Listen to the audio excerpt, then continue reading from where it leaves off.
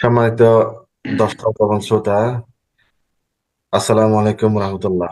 আমরা অনেকদিন পরে আজকে দুজন গুরুত্বপূর্ণ অতিথি নিয়ে একটা টক শো আয়োজন করলাম। আজকের টক শোতে আমাদের সামনে উপস্থিত আছেন দিগন্ত ধারার সম্মানিত আহ, সাংবাদিক জনাব রফিক আমিন। এরপর আমাদের চ্যানেল টুডের সাংবাদিক জনাব নুরুল ইসলাম। এই দুজন অতিথিকে নিয়ে আজকে আমরা আমাদের নিয়মিত টক শোর আজকের পর্ব আমরা শুরু করতে যাচ্ছি। তো আজকের টক শোতে আমাদের বিষয় হচ্ছে যে হঠাৎ জামাত এত জনপ্রিয় কেন, এই বিষয়ের উপরে আজকে আমরা আলোচনা করব। তো আমরা আলোচনা শুরুতেই জনাব নুরুল ইসলাম ভাইয়ের প্রতি আমার প্রশ্ন হচ্ছে যে জামাত কেন হঠাৎ এত জনপ্রিয়? জামাত তো এত জনপ্রিয় আগে ছিল না। এত জনপ্রিয় হওয়ার পিছনে কারণটা কি? জি, আপনাকে অসংখ্য ধন্যবাদ। আজকে এই প্রোগ্রামে আমাকে অতিথি হিসেবে আমন্ত্রণ করার জন্য। সেই সাথে ধন্যবাদ জানাচ্ছি সেই সমস্ত ভাইদেরকে যারা আমাদের এই টক শো প্রোগ্রামটা দেখছেন। তো আসলে আপনি যে প্রশ্নটা করছেন যে জামাত বর্তমান সময়ে এত জনপ্রিয় কেন, আসলে এই প্রশ্নটির উত্তরটা অত্যন্ত জটিল এবং কঠিন, এবং ভালোভাবে বুঝতে পারলে জিনিসটা অনেক সহজ। কারণ বাংলাদেশ জামাত ইসলাম একটি রাজনৈতিক দল। তাদের রাজনীতি করার অধিকার আগেও ছিল, এখনো আছে, এবং ভবিষ্যতেও থাকবে। এবং দল সম্পর্কে বিভিন্ন তর্ক বিতর্ক অবশ্যই আছে, সেটা অন্য বিষয়। কিন্তু বর্তমান সময়ে আমরা যে বিষয়টা লক্ষ্য করছি একদম, আমরা যদি একটু মনোযোগের সাথে দেখি, সাথে আমরা যদি পর্যবেক্ষণ করি, আমরা দেখতে পাবো যে বাংলাদেশ জামাত ইসলামের কার্যক্রম এখন দিন দিন বৃদ্ধি পাচ্ছে। এর পিছনে মূলত কারণ হচ্ছে তারা প্রতিষ্ঠা লগ্ন থেকে এখন 2024 সালের 5 আগস্ট পর্যন্ত তারা এক প্রকার বলা যায় একটা নিষিদ্ধ সংগঠন হিসেবেই সারা বাংলাদেশের মানুষ তথা সারা বিশ্বের মানুষ জানতো এবং বুঝতো। যদিও 2001 সাল থেকে 2006 সাল পর্যন্ত তারা একটা ক্ষমতার অংশীদারিত্ব ছিল, তারপরেও তারা প্রকাশ্যে ওইভাবে রাজনৈতিক ময়দানে বর্তমান সময়ে যেভাবে দাপিয়ে বেড়াচ্ছে, সেই সুযোগ সেই পরিবেশ তারা কখনো পায়নি। যদিও তারা বিএনপির সাথে 4 দলীয় ঐক্য জোটের মাধ্যমে তারা ক্ষমতার অংশীদার হয়েছিল, কিন্তু তারপর 2006-এর পর থেকে বর্তমান যে রাজনৈতিক দল যারা 24-এর গণ আন্দোলনের মাধ্যমে, গণ অভ্যুত্থানের মাধ্যমে পালিয়ে যেতে বাধ্য হয়েছে, এই পট পরিবর্তনের পর 5 আগস্টের পরে বাংলাদেশ জামাত ইসলাম প্রকাশ্যে তারা রাজনীতি করার একটা পরিবেশ তারা পেয়েছে। যেই স্বাধীন একটা পরিবেশ এবং অনুকূল পরিবেশ পাওয়ার কারণে তারা প্রত্যেকটা জেলায়, উপজেলায়, প্রত্যেকটা বিভাগে জামাতের আমির সাহেব নিরলস পরিশ্রম করে যাচ্ছেন, সভা সমাবেশ করছেন। এবং সেই সভা সমাবেশে আমরা পর্যবেক্ষণ করে দেখতেছি যে, বা বুঝতেছি একটা বিষয়, সেটি হচ্ছে যে অসংখ্য মানুষ, জনগণ তার সমাবেশে উপস্থিত হয়ে আমিরের বক্তব্য অত্যন্ত মনোযোগ সহকারে তারা শুনছে। এই একটা কারণ, তারা প্রকাশ্যে আসার কারণ। তারপর আরেকটা বিষয় আগে বলার দরকার ছিল, সেটি হচ্ছে যে আওয়ামী লীগ সরকার শেষ সময়ে যে 1 আগস্টে বাংলাদেশ জামাত ইসলামীকে যে নিষিদ্ধ করেছিল, এই নিষিদ্ধ করার কারণে আমি মনে করি জামাত ইসলাম বাংলাদেশের জনগণের কাছে মনে হয় আরো প্রসিদ্ধতা লাভ করেছে আর কি, আরো প্রসিদ্ধ হয়েছে। এটা হলো দ্বিতীয় কারণ। 3 নম্বর যে কারণটি আমি মনে করি, সেটি হচ্ছে রাজনৈতিক দলের মধ্যে সবচাইতে আমরা দেখতে পাচ্ছি, এতদিনে আমরা একটা জিনিস বুঝতে পেরেছি, সেটি হচ্ছে যে সবচাইতে মজলুম এবং নির্যাতিত একটি দল হচ্ছে বাংলাদেশ জামাত ইসলাম। তাদের কেন্দ্রীয় নেতাদেরকে মামলা দিয়ে আন্তর্জাতিক অপরাধ ট্রাইব্যুনালের মাধ্যমে তাদেরকে বিচারিক ভাবে তাদেরকে ফাঁসি দিয়ে মারা হয়েছে। এই ফাঁসি দিয়ে মারার পরও বাংলাদেশ জামাত ইসলামের যে নেতৃত্ব পরিবর্তন, নেতৃত্বের যে একটা পরিবর্তনের ফলে একটা বিশৃঙ্খলা হওয়ার কথা, সেই বিশৃঙ্খলা কিন্তু বাংলাদেশ জামাত ইসলামের মধ্যে হয়নি। যে কারণেও মানুষ বুঝে নিতে পারে এত দলের উপর, একটা দলের উপর এত নির্যাতন, এত নিষেধাজ্ঞা থাকার পরেও এই দলটি কিভাবে মাথা উঁচু করে দাঁড়িয়ে আছে। এই একটা টেন্ডেন্সি বা এই একটা মেন্টালিটি জনগণের মধ্যে ঘুরপাক খাচ্ছে, যে কারণে জনগণের ধারের কাছে তারা রুস্তম ভাই, আহ, প্রত্যেক দিন বৃদ্ধি পাচ্ছে। আম, আরেকটা জিনিস হচ্ছে, আপনি এরপরে বাদ যখন আসবেন তখন আমরা আপনার কাছে জানতে চাইবো যে জামাতের সাথে সমমনা অন্যান্য ইসলামিক দলগুলোর সম্পর্কটা কেমন বর্তমানে, এই বিষয়ের উপর একটু আমরা জানবো আপনার থেকে। এবার এবারে আমাদের সম্মানিত অতিথি রফিক আমিন ভাইয়ের কাছে আসি। আপনাকেও সেম প্রশ্ন, যে জামাত হঠাৎ এত জনপ্রিয় কেন, এই বিষয়ের উপর একটু বলবেন। ধন্যবাদ। চ্যানেল টুডের যারা এই মুহূর্তে যারা দেখছেন, এবং সেই সাথে আমার সহ আলোচক, এবং সবাইকে শুভেচ্ছা যারা দেখছেন। আসলে জামাতের বিষয়ে আপনি যেটা বলেছেন যে হঠাৎ তারা এত জনপ্রিয় কেন, আমি যদি আমার ব্যক্তিগত অভিমত থেকে জামাতের বিষয়ে আলোচনা করতে বলেন, আমি বলবো যে হঠাৎ জামাত জনপ্রিয় সেটি আমার আমার বিবেচনায় মানে হঠাৎ নয়।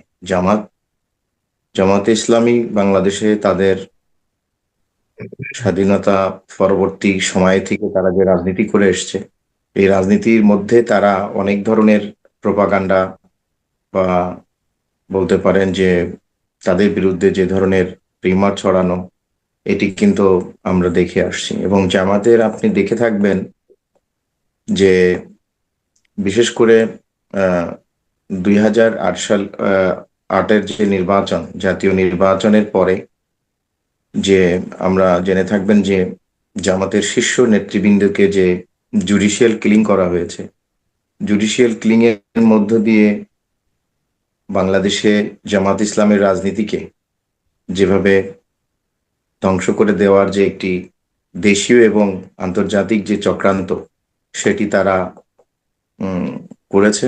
এবং বাংলাদেশের রাজনীতিতে জামাত ইসলাম যে একটি সম্ভাবনা এবং সত্যিকার অর্থেই একটি গণমানুষের দল এবং মানুষের আশা আকাঙ্ক্ষার রাজনৈতিক দল হিসেবে আহ, গড়ে উঠছে, সেটিকে যতভাবে থামিয়ে দেওয়া যায় এবং তার গতিকে রদ করা যায়, সেটির বিষয়ে কিন্তু দেশীয় এবং আন্তর্জাতিক সমানভাবেই কিন্তু ষড়যন্ত্র হয়েছে। এবং সেটি কিন্তু আপনারা দেখবেন যে অবশ্যই এটি সবসময়ের জন্যই কিন্তু এটা ইয়া ছিল, মানে বিরাজমান ছিল। তো আমি মনে করি যে জামাতের যে বর্তমান যে জনপ্রিয়তা, বিশেষ করে জামাতের এই 24-এর পরবর্তী সময় থেকে যে জামাতের যে উত্থান, বিশেষ করে 5 আগস্টের পরের যে জামাত, সেইটাই একটি নতুন জামাত ইসলামী যে আবির্ভাব ঘটছে, সেটা কিন্তু আপনি অনেকভাবেই দেখতে পারেন যে জামাত ইসলাম তাদের যে রাজনীতি এবং তাদের যে দর্শন এবং তাদের যে সমাজ নিয়ে ভাবনা, মানুষকে নিয়ে ভাবনা, সেখানে কিন্তু তারা অনেকগুলো বিষয় কিন্তু তারা স্পষ্ট করেছে। এবং আমি মনে করি যে জামাতের এই যে পরিষ্কার রাজনীতি, সেখানে তাদের যে অন্যান্য যে রাজনীতিক, যে আমাদের যে প্রচলিত যে রাজনীতিক গুলো রয়েছে, দলগুলো রয়েছে, সেখানে আপনি দেখবেন যে সেখানে অনেক ধরনের বাণিজ্য আছে। টেন্ডার বাণিজ্য থেকে চাঁদাবাজি থেকে শুরু করে সকল ধরনের বাণিজ্য রয়েছে। এবং জামাত সেখানে সে ধরনের বাণিজ্য থেকে এবং তাদের কর্মী বলেন, নেতা বলেন, সেগুলোর বিষয় কিন্তু তারা যথেষ্ট সজাগ। এবং তারা সে লক্ষ্যে তাদের যে দলীয় যে চিন্তা, সেটি কিন্তু তারা জনগণের কাছে ইতিমধ্যেই প্রমাণ করেছে যে জামাত ইসলামী কোনো আহ চাঁদাবাজি বা বিভিন্ন ধরনের যে আপনার টেন্ডারবাজি, এগুলো কিন্তু তারা কখনই করেন না। যেটা মানুষ, এদেশের সাধারণ মানুষের কাছে জামাত জামাত এ ব্যাপারে তাদের যে অবস্থানটা সেটা কিন্তু ইতিমধ্যেই পরিষ্কার করেছে।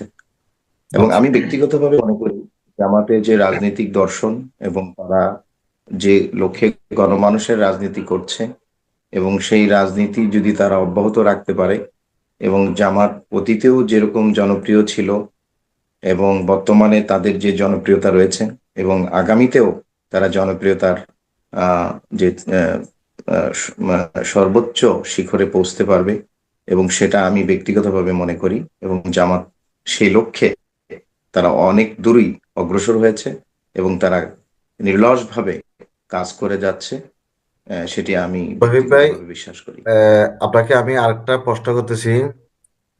জামাত এবং বিএনপির মাঝে গুণগত গুণগত বা চরিত্রগত পার্থক্যটা কি? সে প্রশ্নের উত্তর নেব আপনার কাছে যখন আমি আবার আসবো তখন। এখন নুসলাম ভাইয়ের কাছে যাচ্ছি। আপনাকে আহ, প্রশ্ন করতেছি, ওই জামায়াতের সাথে সমমনা ইসলামিক দলগুলোর সম্পর্ক কেমন, এবং আগামী নির্বাচনে তারা কি আহ, আগামী নির্বাচনে তারা কি একসাথে ইলেকশন করবে, অ্যালায়েন্স হয়ে ইলেকশন করবে, নাকি আলাদাভাবে ইলেকশন করবে? এই বিষয়টা একটু জানতে চাচ্ছি।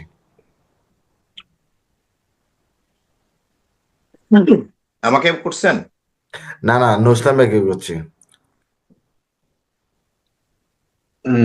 না, আমি আসলে বর্তমান যে প্রেক্ষাপট দেখতে পাচ্ছি আমরা, এতে বোঝা যাচ্ছে, এতে বোঝা যাচ্ছে যে অচিরেই একটা বাংলাদেশে যে ইসলামিক সমমনা যে দলগুলো আছে তাদের সাথে একটা জোটবদ্ধ, এর মধ্যে প্রতিকারে দেখতে পাচ্ছি ইসলামী ঐক্য জোট, চরমোনাই পীর এবং মামুনুল হকের হেফাজতে ইসলাম এবং খেলাফত, মামুনুল হকের যে খেলাফত আন্দোলন যেটা আছে, খেলাফতে মজলিস, ওনাদের সাথে কিন্তু একটা ঐক্য গঠন করে আগামী নির্বাচনে অংশগ্রহণ করার একটা বৃহৎ একটা পরিকল্পনা দীর্ঘদিন যাবৎ চলে আসছে 5ই আগস্টের পরে। তার মধ্যে বর্তমান সময়ে আরো দেখতে পাচ্ছি সুন্দর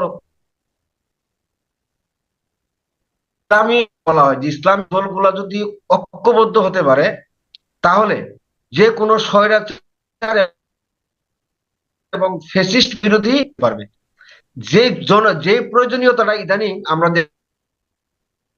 দেখতে পাচ্ছি ইসলামিক সমমনা দলগুলো বুঝতে পারছে, এবং চরমোনাই পীরের কাছ থেকেও এরকম কথা, সুন্দর সুন্দর কথা আমরা শুনতে পাচ্ছি।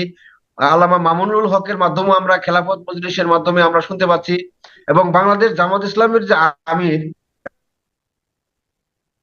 এবং অন্যান্য যে জাতীয় নেতৃবৃন্দ গুলো আছেন তারা সব দলগুলোকে নিয়ে এই প্রচেষ্টা আমরা দেখতে পাচ্ছি এক ধাপ এগিয়ে আছে জামাত ইসলাম। জামাত ইসলাম এই ঐক্যের ব্যাপারে জামাত ইসলাম চেষ্টা করে যাচ্ছে শুরু থেকেই। তারপরেও যে জামাত এবং অন্যান্য রাজনৈতিক দলের সাথে যে রাজনৈতিক কোনো দ্বন্দ্ব নাই, সকলেই গণতন্ত্রের পক্ষ থেকেই কিন্তু নির্বাচন করার কথা সবাই বলছে। কিন্তু প্রশ্ন হচ্ছে যে তাদের ভিতরে যে আকীদাগত কিছু পার্থক্য, মত পার্থক্য রয়েছে, এই মত পার্থক্য গুলো যদি তারা কেটে উঠতে পারে, মানে জাতির স্বার্থে, দেশের বৃহত্তর স্বার্থে যদি এই ছোট ছোট বিষয়গুলো যদি তারা এই পরিত্যাগ করে, ছোট ছোট বিষয়গুলো তারা সমাধান করে, যদি জাতীয় ঐক্যের স্বার্থে,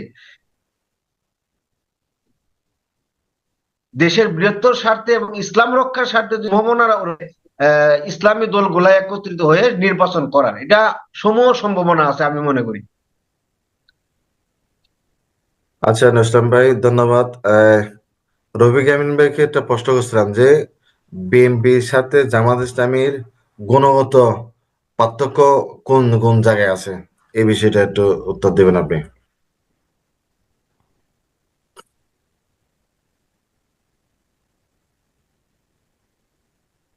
রফিক ভাই শুনতে পাচ্ছেন দেখেন, আমরা? এখানে তো বিএনপি তাদের একটা আদর্শ ভিত্তিক, জি আমি শুনতে পাচ্ছি। বিএনপি দেখেন যে একটা আদর্শ ভিত্তিক রাজনীতি করে, তারা জাতীয়তাবাদী আদর্শ, অর্থাৎ তারা এটাকে প্রমোট করে। আর জামাত ইসলামী তারা ধর্মভিত্তিক, এবং পাশাপাশি আমরা যে কোরআনিক, অর্থাৎ আমরা আহ, তারা ইসলামী রাষ্ট্র ব্যবস্থা তারা কায়েম করতে চায়।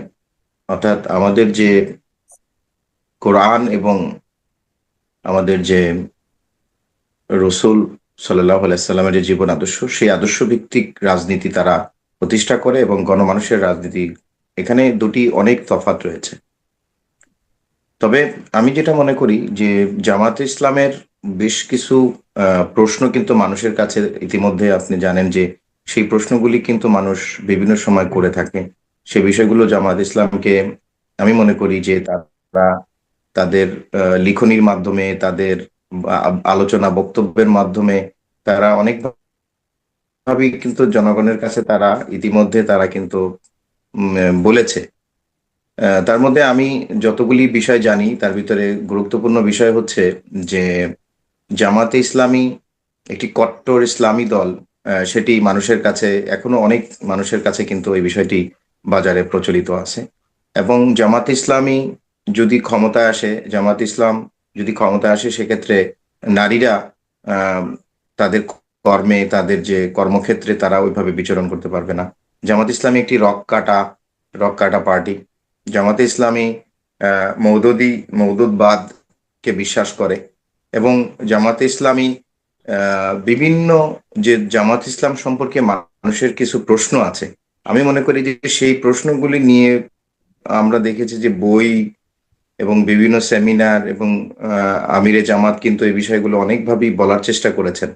কিন্তু আমার কাছে মনে হয় যে যে সেটা যে পরিমাণ বলা দরকার, বা যে পরিমাণ সমাজ বা রাষ্ট্রে সেটাকে খুব মানে সুন্দরভাবে ছড়িয়ে দেওয়া দরকার, সেটি কিন্তু অনেকাংশে পারেননি। যদিও জামাত অনেকটা সুশৃঙ্খল, এবং জামাতের যে মিডিয়া সেল রয়েছে এবং জামাত আহ সামাজিক যোগাযোগ মাধ্যম বলেন, এগুলিতে অনেক তারা কিন্তু সক্রিয়। কিন্তু মেইন স্ট্রিম চ্যানেলগুলি, পত্রিকা বলেন বা আপনার মিডিয়া বলেন, বা অর্থাৎ ন্যাশনাল যে মাধ্যমগুলি আছে, সেখানে কিন্তু জামাত ইসলাম, আপনি জানেন যে 2008 সালের পর থেকে এই তো জামাতের বিরুদ্ধে কিন্তু অনেক প্রপাগান্ডা বলেন, অনেক ধরনের ষড়যন্ত্র বলেন, অনেক কিছু কিন্তু বিদ্যমান রয়েছিল। হয়তোবা এখন সেটি কিছুটা কমে এসছে, এবং সেটা হয়তোবা সামনে আরো দিন দিন কমে আসবে। আমার পরামর্শ থাকবে জামাত ইসলামের যারা শীর্ষস্থানীয় এবং যারা কেন্দ্রীয় বা যারা নীতি নির্ধারণী পর্যায়ে রয়েছেন, তাদের কাছে আমার একটা আহ প্রত্যাশা থাকবে, তারা যেন জামাত ইসলামের সম্পর্কে মানুষের যে বেশ কিছু প্রশ্ন আছে, বিশেষ করে মওদুদবাদী বা মওদুদি, যে তাদের মওদুদের সম্পর্কে যে, অর্থাৎ রাজনীতিক যে একটা মানুষের যে একটা ভ্রান্ত, অর্থাৎ একটা ভুল বার্তা, সেটি তারা ক্লিয়ার করবেন। রক কাটার মানুষ জানে যে জামাত ইসলাম মানে রক কাটে। জামাত ইসলাম সম্পর্কে, জামাত ইসলাম কট্টর ইসলামী দল নয়। এবং জামাতে ইসলামে যদি রাষ্ট্র পরিচালনার দায়িত্ব পায়, তাহলে সেক্ষেত্রে জামাতে ইসলাম নারী পুরুষের উভয়ের যে কাজ করার যে পরিবেশ, সেটিকে তারা আম, অক্ষুণ্ণ রাখবেন। এবং জামাত ইসলামীর যে শহীদ ভাই, রাজনীতি এবং আপনাকে বিএনপির যে রাজনীতি, একটু সেটি থামাই আপনাকে, অনেক তফাৎ। একটু থামাই আপনাকে। আমি আগামীবার যখন আসবেন তখন একটু প্রশ্ন করে রাখি, সেটা হচ্ছে যে আপনার জামাত ইসলামী আগামীতে যখন ইলেকশন হবে তখন কি বিরোধী দলে যাবে নাকি সরকারি দলে যাবে, এই প্রশ্নটা একটু রাখি। যদি বিরোধী দলে যায় তাহলে জামাত কয়টা আসন পাওয়ার সম্ভাবনা আছে? সম্ভাবনার কথা বলছি, কিন্তু আমি কয়টা আসন পাওয়ার সম্ভাবনা আছে, এই দুটো বিষয় একটু আপনি বলবেন। আমি নুর ইসলাম ভাইয়ের কাছে এ পর্যায়ে আসছি। নুর ইসলাম ভাইয়ের কাছে প্রশ্ন হচ্ছে যে আপনি সাংবাদিক হিসেবে আর কি কতটুকু জানান জানি না, জামাতের ছাত্র সংগঠন ছাত্র শিবিরকে বিএনপি আওয়ামী লীগরা ট্যাগ লাগানোর চেষ্টা করে, তারা রক করা। এরপরে ইসলামিক দল যেগুলো আছে সেগুলো তাদের জামাতকে অথবা শিবিরকে তারা ট্যাগ লাগানোর চেষ্টা করে, তারা মৌদুদিবাদ, যে মৌদুদিবাদের সাথে তারা একসাথে আন্দোলন করবে না। এগুলো আসলে কি তারা মৌদুদিবাদকে ফলো করে সম্পূর্ণ নাকি? তারপরে আরেকটা বিষয় হচ্ছে যে তাদের ছাত্র সংগ্রাম শিবির কি রক করে? এই দুটা বিষয়ে আপনার কাছ থেকে একটু উত্তর চাচ্ছি।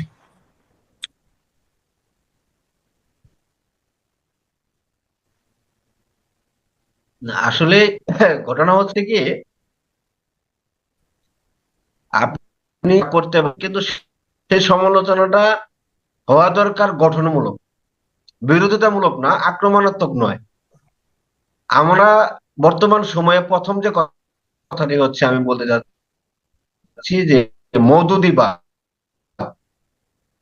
আসলে ইসলামিক চিন্তাবিদ ছিলেন, এবং ইনি ইসলামিক সাহিত্য জগতে তার লেখনীর কথা কিন্তু বাংলাদেশের মানুষ অনেকেই জানে, যারা তার বইগুলো পড়েছেন ভালোভাবে। আর প্রথমত প্রশ্ন হচ্ছে যে জামাত মওদুদি মওদুদিকে কি তাদের নেতা হিসেবে মানে, মওদুদিকে তাদের আদর্শ হিসেবে মানে, নাকি মওদুদির কথাটাকে তারা ফরজ মনে করে? মওদুদি জাস্ট জামাত ইসলামের প্রতিষ্ঠাতা আমির ছিলেন, এবং তিনি তার মানে জীবনে অনেক ইসলামিক সাহিত্য তিনি লিখেছেন, কোরআনের একটা তাফসিরও তিনি করেছেন। জামাতের লোকজন তার তাফসির গুলো পড়ে এবং তার সাহিত্যগুলোও পড়ে, তাকে কিন্তু তাদের আদর্শ হিসেবে মেনে নেন। অন্যান্য রাজনৈতিক দলগুলো যেভাবে আমরা দেখি যে আমরা জিয়ার আদর্শের সৈনিক, আমরা মুজিবের আদর্শের সৈনিক, আমরা এরশাদের আদর্শের সৈনিক, আমরা কিন্তু জামাতের কোন নেতাকে আমরা কিন্তু এ কথা বলতে শুনি না যে আমরা মওদুদির আদর্শের সৈনিক। তাহলে মওদুদির সাথে জামাতের এই জায়গাতে কিন্তু একটা পার্থক্য আছে। হ্যাঁ, এখন প্রশ্ন হচ্ছে যে মওদুদিবাদ, যে মওদুদির লেখনীর বিরুদ্ধে যে সমস্ত অপপ্রচার বা যে সমস্ত সমালোচনা হয়, তার মধ্যে এই সমস্ত বিষয়গুলো নিয়ে আসলে ওয়াসিম ভাই আমরা যদি কথা বলি তাহলে দীর্ঘক্ষণ সময় লেগে যাবে। কিন্তু আমি সংক্ষিপ্তভাবে বলে যাচ্ছি যে ওনাকে, ওনার লেখনীর মধ্যে সবচাইতে বেশি যে বিষয়টি নিয়ে সমালোচনা করা হয় সেটি হচ্ছে আপনার ওনার একটা বই আছে, সেটি হচ্ছে খিলাফত ও রাজতন্ত্র। বিশেষ করে এই এই বইটা থেকে সমালোচনার ঝড় বেশি বেশি উঠে আসে। যে উনি সাহাবিয়ে কেরামদেরকে সমালোচনা করেছেন, সাহাবিয়ে কেরামদের বিরুদ্ধে তিনি কথা বলেছেন, বিভিন্ন ফতোয়া দিয়েছেন, এটা একটা। একটা হচ্ছে তার তাফিমুল কোরআনের যে একটা কিতাব আছে, তাফিমুল কোরআন তাফসির গ্রন্থ, এই তাফসির গ্রন্থের বিভিন্ন সূরা সম্পর্কে উনি যেভাবে আলোচনা করেছেন, উপস্থাপন করেছেন, তার মতামত ব্যক্ত করেছেন, সেখানেও অনেক তাফসিরান বা যারা কোরআন নিয়ে যারা গবেষণা করে অনেক ভুল ধরেছেন। কিন্তু আসলে প্রকৃতপক্ষে আমি মনে করি যে মওদুদির যে সাহিত্য ভান্ডার রয়েছে, উনি যে ইসলামিক সাহিত্য এবং তাফসির গুলো লিখেছেন, তার সাহিত্যগুলো যদি আমরা একটু ভালোভাবে না পড়ি, বা তার আগাগোড়া সকল কিছু যদি আমরা না পড়ে আমরা যদি বাইরে থেকে মন্তব্য করি, তাহলে সেই বিষয়টা মনে হয় যে ভালো হবে না, সেটা সেটা ঠিক ঠিক নয়। আপনি কিন্তু এবার আমি বলবেন মনে যে করি তার শিবিরের প্রত্যেকটা বই যদি কেউ মনোযোগ শিবিরকে সহকারে শুনে। শিবিরকে যে রক্ষাটা হয়, শিবির হ্যাঁ, জামাতের ছাত্র সংগঠন ছাত্র শিবিরকে যে রক্ষাটা না, এটা ট্যাগ লাগায়, এর এই ট্যাগের ব্যাপারে বিষয়টা একটু একটু বলেন। ক্লিয়ার করে দিচ্ছি ভাই। হচ্ছে যে তার বই যদি কেউ না সমালোচনা করে, সেটা আরেক বিষয়। আর অন্যান্য ইসলামিক দল তার এই আকীদাগত বিশ্বাস ব্যবহার করে, ঠিক আকীদা বিশ্বাস। এখন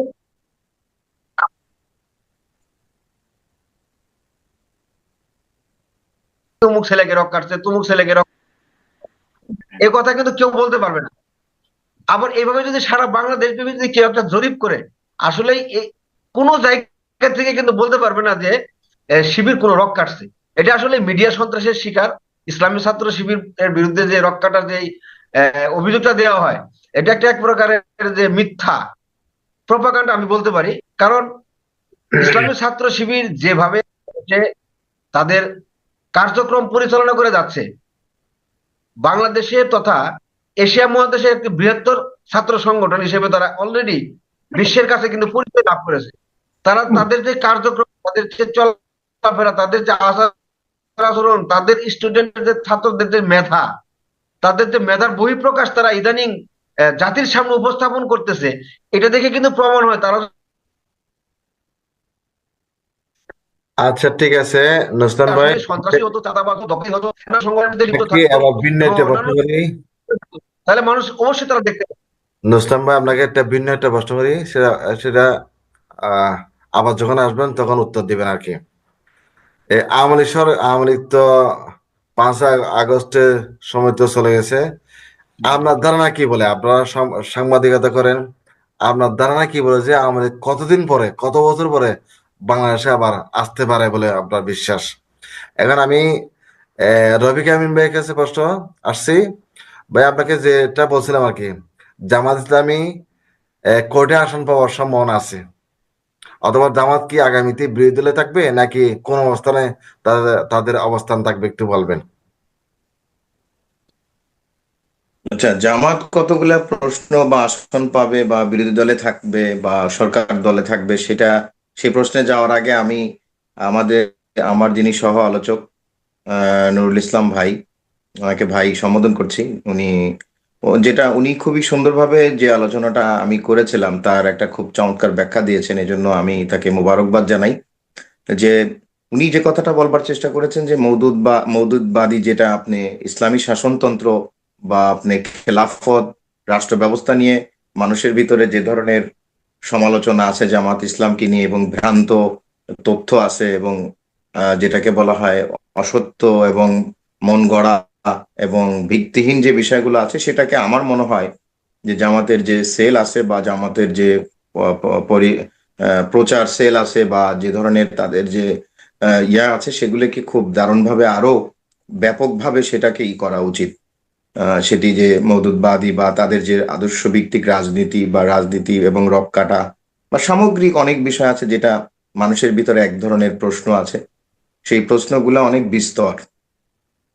তো সেটা যদি করা যেতে পারে, এবং উনি নুরুল ইসলাম ভাই যে অনেক পড়াশোনা করেন, গবেষণা করেন, সেটা তার আলোচনার মধ্য দিয়ে কিন্তু আম, আমি বুঝতে পেরেছি, বা দর্শকও অনেক উপকৃত হবেন।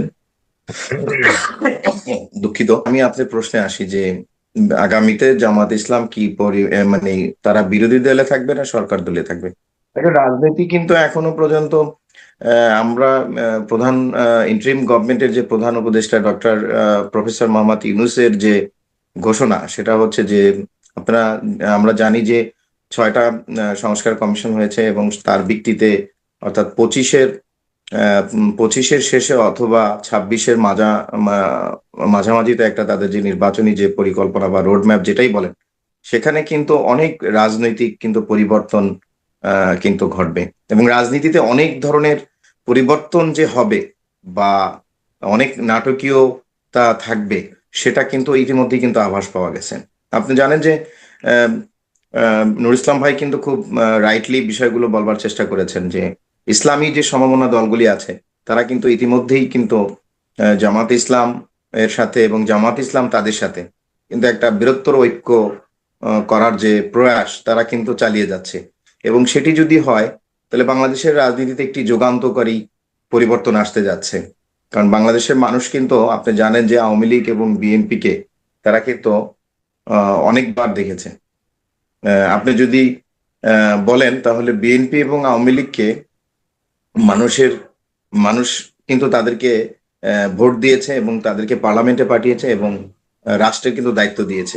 জামাত ইসলাম কিন্তু তারা আহ, সংসদে গিয়েছে এবং বিএনপির সাথে ঐক্য করে 2-3টি মন্ত্রিত্ব পেয়েছে। সেটি রাষ্ট্র পরিচালনার ক্ষেত্রে কিন্তু তাদের যে ভূমিকা বলতে পারেন বা তাদের যে এফিসিয়েন্সি বা তাদের যে কর্মযজ্ঞ, সেটি কিন্তু ব্যাপকভাবে ছিল না।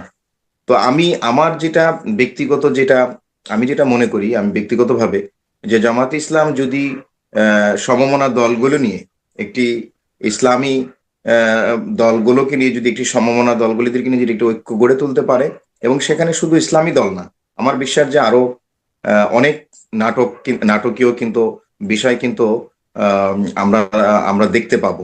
এবং আমার বিশ্বাস যে রাজনীতিতে একটি 2025 সালে হোক নির্বাচন, আর হচ্ছে 26-এর মাঝামাঝিতে হোক, কিন্তু রাজনীতিতে যে এবার অনেক অনেক ধরনের চমক থাকবে রাজনীতির ময়দানে, সেটি কিন্তু এখন থেকে অনুমান করা যাচ্ছে। এবং সেই অনুমানটা আমি আমার ব্যক্তিগত অভিমত থেকে বলতে পারি যে জামাত ইসলামের যে অতীতের যে তাদের যে আসন পাওয়া এবং জামাত ইসলামের যে সংখ্যানুপাতে তাদের যে ভোট পাওয়া, সেটি সমস্ত রেকর্ড কিন্তু তারা মানে মানে ভঙ্গ করবে। এবং জনগণের, যদি আমি সাধারণ মানুষের সাথে আমি কথা বলেছি এবং রিক্সাওয়ালা থেকে দিনমজুর থেকে শুরু করে একদমই অফিস পাড়ার থেকে শুরু করে একদম সমাজের অনেক, মোটামুটি আমি যে লেভেলে চলাফেরা করি সমস্ত পর্যায়ে কিন্তু জামাতের ব্যাপারে কিন্তু মানুষের একটা খুবই আম, বলতে পারেন যে পজিটিভ যে ধারণা, সেটা কিন্তু এই 2008 সালের পর থেকে তারা যে মজলুম, যেটা অনেকবারই কিন্তু খুব দারুণভাবে উল্লেখ করেছে আমার সহ আলোচক নুর ইসলাম ভাই। এবং আপনি দেখবেন যে এই বিশেষ করে জামাতের বিরুদ্ধে যে এক্সট্রা জুডিশিয়াল কিলিং হয়েছে এবং জামাত যে জুলুমের শিকার, জামাত ইসলামের উপরে যে গত 15 বছর স্ট্রিম রুলার চালানো হয়েছে, তারপরও যে জামাত ইসলামী বাংলাদেশে তাদের যে রাজনৈতিক যে প্রজ্ঞা এবং রাজনৈতিক যে শিষ্টাচার এবং রাজনৈতিকভাবে তারা যে আহ, দারুণভাবে ময়দানে, মাঠে এবং রাষ্ট্রের সমস্ত আহ, জায়গাতে তাদের যে ব্যাপক যে উপস্থিতি বলতে পারেন, তাদের যে শোডাউন বলতে পারেন, তাদের রাজনৈতিক প্রজ্ঞা বলতে পারেন, সেখানে কিন্তু তারা সেই পরীক্ষায় কিন্তু তারা উত্তীর্ণ হয়েছে। তো আমি মনে করি যে অতীতে যত ধরনের রাজনৈতিক বা আপনার নির্বাচন হয়েছে, সেখানে জামাত ইসলামের যে আসন বলেন বা সরকারের সাথে তাদের যে মন্ত্রিত্ব বলেন, সেই সমস্ত কিছুকে ছাপিয়ে এই 2025-এর শেষের নির্বাচন বা 26-এর মাঝামাঝি নির্বাচনে জামাত ইসলাম অনেক বড় একটা চমক হবে বলে আমি মনে করি। আচ্ছা, রফিক আমিন ভাই, ধন্যবাদ আপনাকে। নুসলাম ভাইকে একটা প্রশ্ন করছিলাম যে আওয়ামী লীগ আর কত বছরের মধ্যে দেশের রাজনীতিতে আসতে পারবে বলে আপনার বিশ্বাস? এই প্রশ্ন আমি রফিক আমিন ভাইয়ের কাছেও করব। আপনি এবং নুসলাম ভাই দুজনে উত্তর দিবেন। আওয়ামী লীগ কত বছর পরে অথবা কত দিনের মধ্যে আবার বাংলাদেশে তারা রাজনীতির ময়দানে আসতে পারবে? সম্ভাব্য কত বছর সময় লাগতে পারে? হ্যাঁ নুসলাম ভাই। আসলে ভাই, এই বিষয়টা কিন্তু খুব জটিল।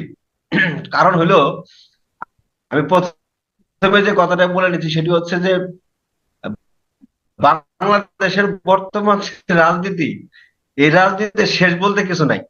হম বর্তমান সময় আমরা যেটা দেখতে পাচ্ছি যে আওয়ামী লীগকে এদেশের মানুষ যেভাবে বাংলাদেশ থেকে বিতাড়িত করছে, যে অপমান অপদস্থ হয়ে তারা এদেশ থেকে পালিয়ে যেতে বাধ্য হয়েছে, সাথে 300 এমপি সহ, এটা বিশ্বের ইতিহাসে নজিরবিহীন এবং একটা কলঙ্কিত অধ্যায় আমি বলতে বলতে পারি। এবং ওই একটি ঐতিহ্যবাহী রাজনৈতিক দলের এভাবে পতন হবে, এটা কিন্তু বাংলাদেশের মানুষ 5 আগস্ট আগে 4 তারিখও কখনো কল্পনা করে নাই যে আওয়ামী লীগ এইভাবে দেশ থেকে পালিয়ে যাবে, যে ঘটনাটা ঘটছে। আর দ্বিতীয় যে কথাটা আমি বলতে চাচ্ছি, যে তারা কবে আসবে রাজনীতিতে, এই কথাটা বলাটা একটা খুব জটিল একটা বিষয়। কারণ হলো, আমরা বর্তমান সময়ে যে জিনিসগুলো আমরা দেখতে পাচ্ছি, যে বিএনপি এবং জামাত, এখন তো বাংলাদেশে দুটি রাজনৈতিক দলই অবস্থান করতেছে, অন্যান্য রাজনৈতিক দলগুলো তো আমরা সেভাবে অ্যাক্টিভ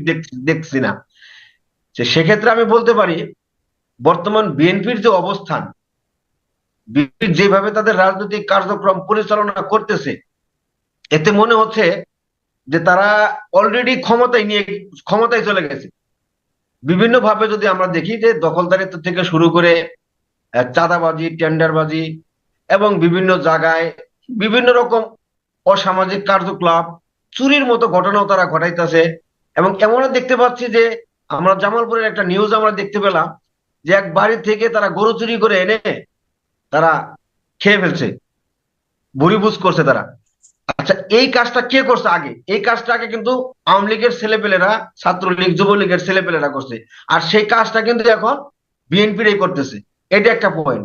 দ্বিতীয় পয়েন্ট হচ্ছে, আওয়ামী লীগ যে সমস্ত কাজগুলা করে গেছে, সে কাজ যদি বিএনপি করে, তাহলে তো আওয়ামী লীগ বিএনপির উপর একটু স্যাটিসফাই হবে, যেটাকে বলা হয় কাস্টমার স্যাটিসফ্যাকশন। কাস্টমার তো এখন মনে করেন বিএনপির কাস্টমার হচ্ছে আওয়ামী লীগ। আর আওয়ামী লীগকে আনার জন্য বাংলাদেশে যে ক্ষেত্রটা তৈরি করতেছে, সেটি হচ্ছে বর্তমানে বিএনপি। বিএনপি তাদের কার্যক্রমের মাধ্যমে এটাই প্রকাশ করতেছে যে আওয়ামী লীগ এদেশে আসবে। এবং সামনে একটা এমন একটা সময় আসবে, আপনি লক্ষ্য রাখবেন, যে অচিরেই বিএনপি এবং আওয়ামী লীগের মধ্যে একটা ঐক্য সংগঠিত হবে, যে ঐক্যের কাজ হবে ইসলাম বিরোধী, ইসলামী যে ঐক্য আছে বাংলাদেশের, যে সমমনা ইসলামিক দলগুলো রয়েছে, এই ইসলামিক দলগুলোর সাথে ফাটল ধরানোর জন্য। এবং আওয়ামী লীগ অলরেডি বিএনপির ভিতরে ঢুকে গেছে, অলরেডি আপনি বলতে পারেন আওয়ামী লীগ বাংলাদেশে প্রতিষ্ঠিত হয়ে গেছে। কবে আসবে সেটা বলার দরকার নেই, আওয়ামী লীগ অলরেডি প্রতিষ্ঠিত হয়েছে। এবং আওয়ামী লীগের বিভিন্ন লোক বিএনপির ভিতরে ঢুকে তারা তাদের রাজনৈতিক কার্যক্রম, তাদের রাজনৈতিক যে উদ্দেশ্য, ফায়দা লুটে নেওয়ার কার্যক্রম তারা অলরেডি করে যাচ্ছে, যার প্রমাণ আমরা অলরেডি বিভিন্ন জায়গাতে আমরা পেয়ে যাচ্ছি। যেমন ধরেন, একটা ঘটনা সেদিন দেখলাম যে একটা ব্রিজ নির্মাণ করতেছে, ব্রিজ, সেই ব্রিজ নির্মাণের কাজের টাকা বরাদ্দ হয়েছে 3 কোটি টাকা। এখানে আমরা দেখতে পাচ্ছি বিএনপির নেতা কর্মীরা ওই ওই কাজটা শেষ করার পরিকল্পনা করছে, এবং ওই এলাকার জনগণ তাদের কার্যক্রমে বাধা দিয়েছে এবং বাধা দিয়ে কাজ ইসলাম ভাই, বন্ধ করছে। কেন? আমাদের সময় তারা যে আমাদেরকে পিলারটা লাগাইছে, করতেছে না, আমি আপনাকে, আমরা বেশি একটা সময় পাবো না মনে না হয়। না না, আমি জিনিসটা আপনি ক্লিয়ার করতে 1 মিনিট 30 সেকেন্ডে বলেন। ভাই, ফাইনাল করতেছি, যে এই যে বোঝা যাচ্ছে যে আসার পথ পরিষ্কার করে দিতেছে বিএনপি, আসবে আওয়ামী লীগ এদেশের রাজনীতিতে আবার প্রতিষ্ঠিত হবে, কিন্তু একটু সময় লাগবে, কিন্তু সেই সময়টা সুযোগ সৃষ্টি করে দেবে বর্তমান বিএনপি। G, thank you. সেই সময়টা, সেই সুযোগটা তৈরি করে দেবে বর্তমান বিএনপি। আচ্ছা, ঠিক আছে, এটা থ্যাংক ইউ। আমি রবি ভাই জি, বলেছে, প্রশ্ন হচ্ছে যে ঠিক একই প্রশ্ন, যে আওয়ামী লীগ কবে নাগাদ দেশে আবার আসতে পারে রাজনীতির ময়দানে, এই বিষয়টা একটু জানতে চাচ্ছি। এটা সহ আলোচক নুরুল ইসলাম ভাই যেটা বলেছে, নুরুল ইসলাম ভাই অনেকটুকু বলেছে এই ব্যাপারে এবং অনেক পরিষ্কার করেছে। তো আমার যেটা বলা, আমি যদি পরিষ্কারভাবে বলতে চাই যে আওয়ামী লীগ আসলে রাজনীতিতে কবে ফিরবে সেটা বলা মুশকিল, আসলেই মুশকিল।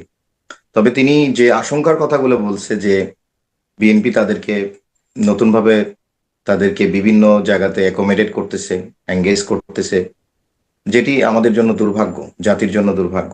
দেখেন, আপনি যে রাজনৈতিক দলটি একটা অভ্যুত্থানের মাধ্যমে তারা পালিয়ে যায় এবং 300 এমপি, এবং আপনি দেখবেন যে জাতীয় মসজিদের ক্ষতি পর্যন্ত পালিয়ে গেছে। হ্যাঁ, তো সেই দলটি কিভাবে বাংলাদেশের মানুষের কাছে রাজনীতি করবে, যারা গণহত্যা চালিয়েছে 5ই আগস্টে।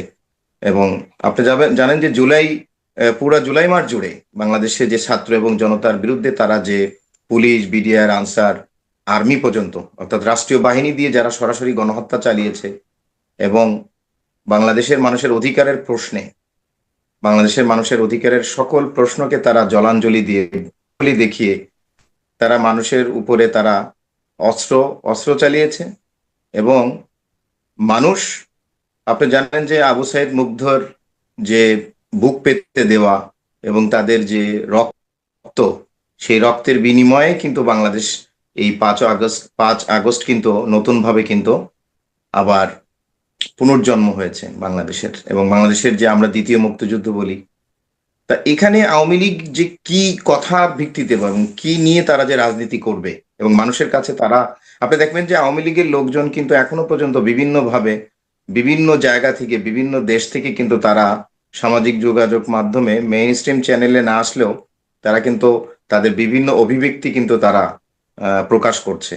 আপনি একটা জিনিস খেয়াল করবেন যে তারা কিন্তু তাদের বক্তব্য এবং বিবৃতির মাধ্যমে যে জুলাই যে অভ্যুত্থান বা যেটা ঘটেছে, ছাত্র জনতার যে ডাকি, সেখানে কিন্তু তারা তাদের যে অনুশোচনা বলেন বা স্বীকারোক্তি বলেন বা ভুল বলেন, সেটা কিন্তু তারা কোথাও কিন্তু তারা একবারের জন্য হলেও তাদের ভিতরে কিন্তু সেই উপলব্ধি বলেন বা তাদের কর্মে বলেন বা তাদের আলোচনায় বলেন, সেখানে কিন্তু সিটে ফুটেও দেখবেন না। তো এখন তাদের রাজনীতিটাই আওয়ামী লীগ করে দেখেন যে আওয়ামী লীগের পুরো রাজনীতিই হচ্ছে বাংলাদেশে তারা যে রাজনীতি করবে, সেটি কিভাবে তারা বাংলাদেশে রাজনীতি করবে সেটি দুঃখিত, মানে আমি নিজেও পরিষ্কার না। আওয়ামী লীগ যখন 73 বা 74-এ তারা যখন রক্ষী বাহিনী সৃষ্টি করেছিল, তারা যখন বাকশাল তৈরি করেছিল, বাকশাল সৃষ্টি করেছিল, তারপরে কিন্তু 1981 সালে এসে কিন্তু সেই আওয়ামী লীগ কিন্তু আবার রাজনৈতিকভাবে প্রতিষ্ঠা পায়। এবং আপনি জানেন যে আওয়ামী লীগ তার যে রাজনীতিতে ফিরে আসা, অর্থাৎ ওই 73-74-এ যে বাকশাল কায়েম করে গঠন করেছিল এবং সমস্ত পত্রিকা বন্ধ করে দিয়ে তারা 4টা পত্রিকা রেখেছিল, তারা গণবাহিনী করেছিল এবং গণবাহিনী করে কিন্তু তারা আহ, লক্ষ লক্ষ নেতাকর্মী মেরেছিল। তারপরে 1981 সালে কিন্তু সেই আওয়ামী লীগের কিন্তু আবার প্রতিষ্ঠা হয়, আওয়ামী লীগ কিন্তু আবার স্বরূপে ফিরে এবং আওয়ামী লীগের রাজনীতি কিন্তু বৈধতা দেওয়া হয়। তাই আওয়ামী লীগের সেই যে ফিরে আসাটা, সেটি কিন্তু 81 সালে কিন্তু তারা ফিরে আসার মধ্য দিয়ে আওয়ামী লীগের যে রাজনৈতিক এজেন্ডা বলেন, দুঃসাহসিকতা বলেন, বা তাদের যে তারা যে রাজনীতিতে বারবার জন্ম নিতে চায়, সেই সাহসটা কিন্তু তারা ওই 81 সাল থেকে তারা পেয়েছে।